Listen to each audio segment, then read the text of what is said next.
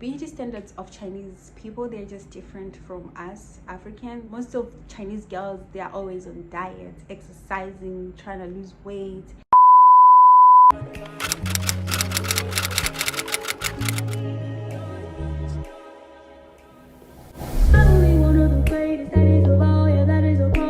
Hey G Squad, welcome back to the channel, welcome back to another video. If you're new here, my name is Leleti. I am currently studying and living in China. Most of my content is based around that.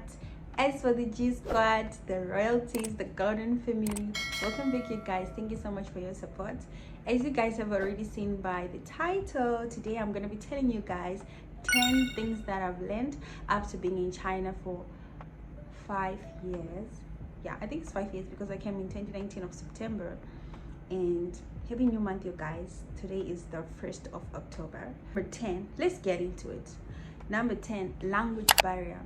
There's a misconception that since China is a big country, everyone is gonna speak English, if you guys get what I'm saying.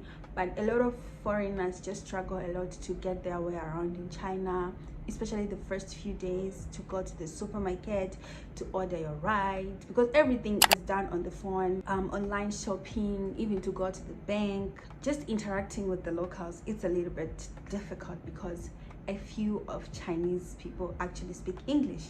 That is why most of us foreigners or students especially are like encouraged to learn Chinese, because this helps you a lot.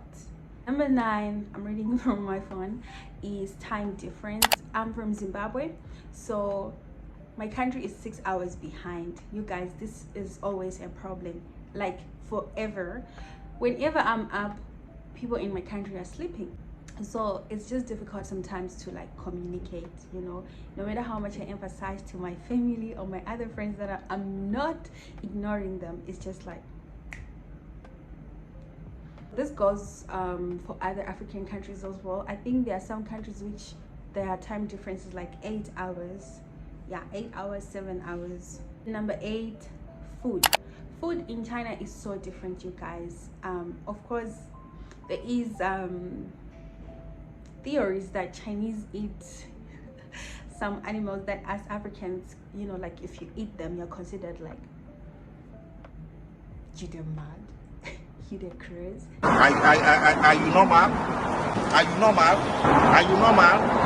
Eh? Also, their food, most of it is so spicy.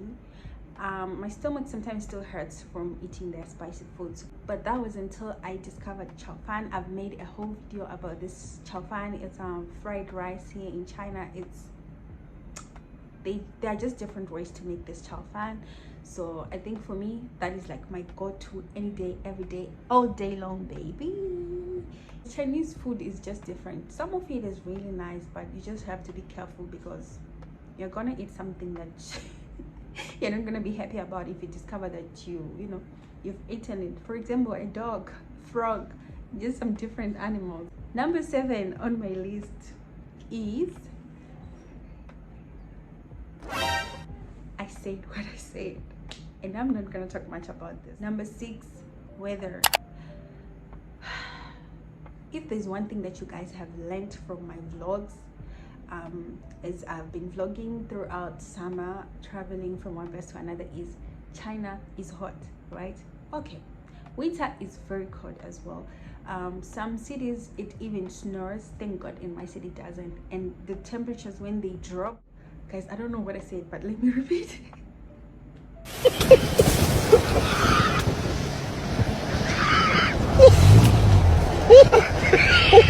I'm gonna cut this video here and continue because I don't remember what I said, but I wanted to say, if it's summer, it's hot, and it's hot every single day, like there's no break.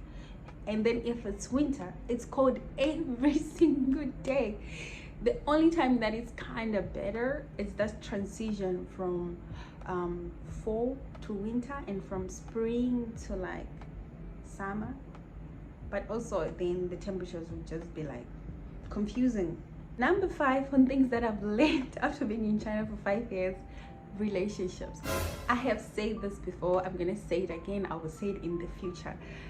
Just focus on your studies if you come to China as a student. And if you came for business, just focus on your business. So relationships in China are not for the weak. It's just a lot. I don't even, if I start talking about relationships, guys, I'll spend the whole day here. So just do what your parents sent you to come and do here in China. If you're a student, just focus on your books. You guys, I do not know if my camera angle has changed, but I had to clear up some space. So I was on number 4 on beauty standards. Beauty standards of Chinese people, they're just different from us Africans. As the girlies, you know, we're just not considered to be in the beauty category. Most of Chinese girls, they are always on diet, exercising, trying to lose weight. And for more reference on beauty standards which are toxic, I'm just gonna like insert videos just after this part. 5 Chinese beauty standards you should know. Pale skin. Chinese girls want to have glass pale skin. So this is why that in China you see that everyone on the street is wearing either a hat or a full body sunproof clothing. Slim figure. It's considered to be a sin to be fat in China. Girls want to have A4 sized waist, which means that your waist looks like a size of an A4 paper. Birdie leg means that Chinese girls want their legs to look like birds' legs. Like this. Some of them even use Botox to eliminate their legs muscles. High cranial volume. A lot of the Chinese girls are influenced by Korean idols and they want to have a fuller head shape, which makes their face look smaller. The innocent and youthful look. In China, girls prefer to look very innocent, pale, and cute. So yeah, beauty standards in China are so different. Some of them are definitely toxic. I was checking if I pressed the record button. Number 3, depression. This is something that I've learned the hard way. So there was this depression that took place for most of Africans who were here in China that can relate during COVID. That one, it was definitely because we were on lockdown, quarantine, we couldn't go out, even to the bank, to the mall just for fun, or to the supermarket to buy stuff. Life was so horrible, it was just unbearable. So there is that depression. There is, talking from experience, the part where you were just sad, you're having a lot of anxiety. I mean, being in a foreign country, you guys, we miss out on a lot of events back home, a lot of very important occasions, considering that their holidays are different from us. That's something that takes a toll on us sometimes, especially for Christmas, because most of us students, we will be in class if the Christmas day or New Year's Day falls on a weekday. Like they don't care, like they don't really believe in that. So sometimes when you sit down like on your own, you're just like thinking about it, you just fall into a very depressive state. You wish you was home celebrating Christmas, being with family.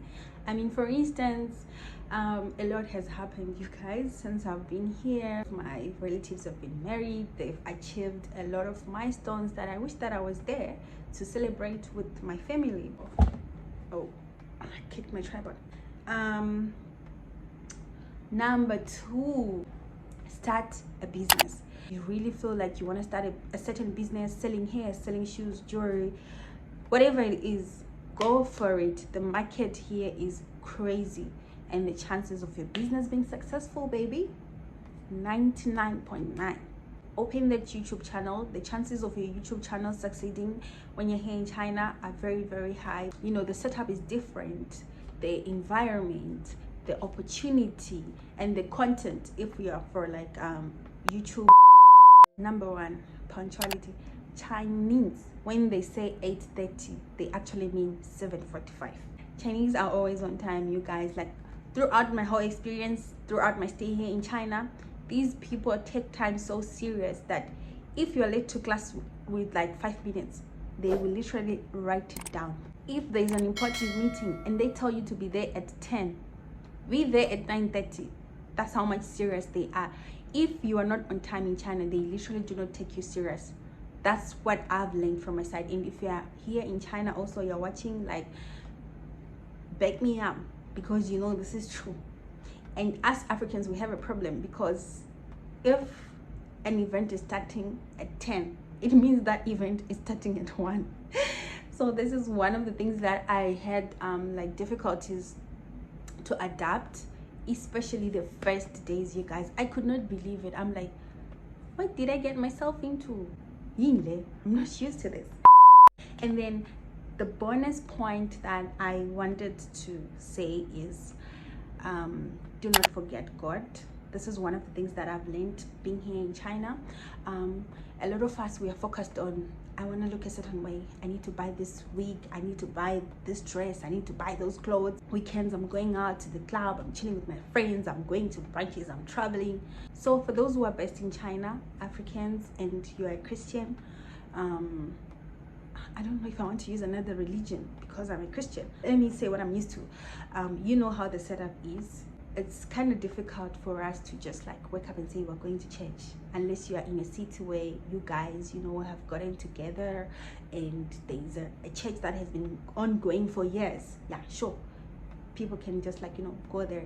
But in my city, I still remember like there was a church and then it was closed. I don't really remember what happened here. Then people started doing online, blah blah blah, because, you know, I can't talk about it before I implicate myself. So a lot of us Christians here abroad, we then neglect our spiritual life. Just like the same way you take care of yourself, you know, want to look good, you want to present yourself in a certain way, like the way you're just determined to improve yourself is the same way you should be determined to improve your relationship with God. So a lot of us just like shy away from that. I think that was the last point. And if you've watched up until to this point, thank you. I have a couple of vlogs and I'm gonna try to be consistent until we reach 2025. You guys, YouTube, like, you know, sometimes you just burn out because now I do everything on my own. I film on my own, I film on my phone. Just now, like when I was point number 4, my phone stopped because there was no storage, and then I have to stop, clear other videos, make space. I edit on my own, I upload on my own. I really appreciate those that have stuck with me from the very beginning, and those that, you know, joined along the way. They are still stuck with me. I'm definitely gonna try my best, you guys. So yeah, that's it, and let me know if you need a part 2 of this video. See you guys on the next one. Bye.